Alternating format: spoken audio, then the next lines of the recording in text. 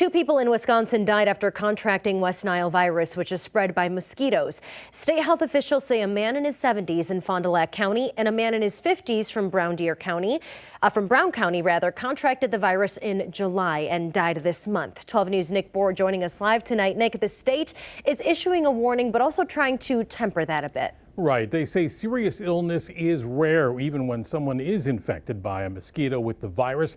However, they want to remind us it can lead to long-term neurological problems or even death.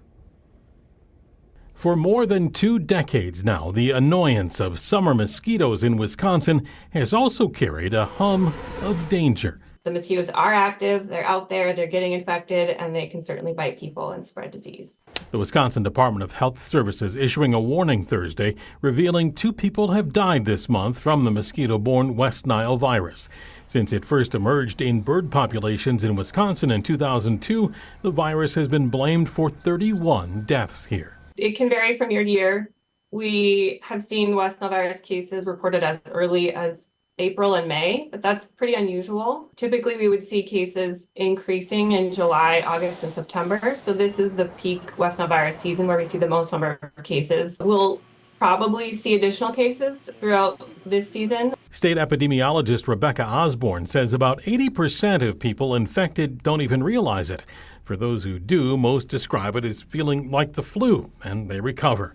But about 1 in 150 cases will develop into a more serious neuroinvasive disease that can lead to long-term neurological problems or death. Our message really is to all Wisconsin residents to be aware of West Nile virus, that the risk is present through the rest of the summer and probably into the early fall, and to consider what you can do to prevent mosquito bites. Nick, the state mentioned a woman in her 80s is also seriously ill in Outagamie County. All of these severe cases are in the northeast part of the state. Is there a reason for that? DHS says not really. It's been a wet summer there, but it has been wet here as well. They say the cases are traditionally showing up across the state and know that West Nile virus is present in birds here too. So they say to do what you can to avoid bites and remove standing water where you can. Some good advice. Nick Bohr reporting live in the newsroom tonight. Human cases of the West Nile virus have also been confirmed in Washington and Dodge counties. The virus has been found in mosquitoes or animals only in 5 counties, including Milwaukee. And here's a look comparing the number of West Nile virus deaths in Wisconsin over the years. There were 3 last year, 0 the previous 3 years, and 5 deaths in 2012.